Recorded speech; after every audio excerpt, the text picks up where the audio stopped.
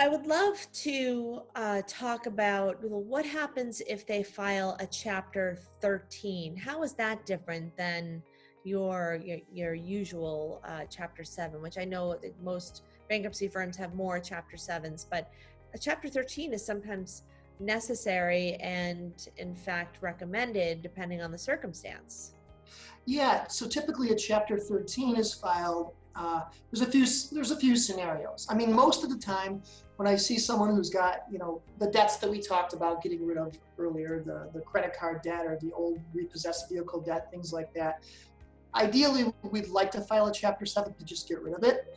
But maybe there are times when we can't. Maybe the person had filed a bankruptcy less than 8 years ago. Well, then we can't do a Chapter 7. Or maybe they don't qualify for Chapter 7 because they're earning too much money. Or maybe they have too many assets that we can't protect. Those are just a few of the reasons that we want to avoid Chapter 7 and maybe look at filing Chapter 13. And a Chapter 13 is just a reorganization of debt where we're not necessarily getting rid of all of it. In most cases, we're getting rid of most of it. And the debt we are paying back, we get to pay back at no interest over a much longer timeline at a much easier pace. So it really regulates how you're paying the creditors back. Like, just a quick example, if you've got credit cards, let's just say your monthly minimums are $1,500 and you're drowning with that.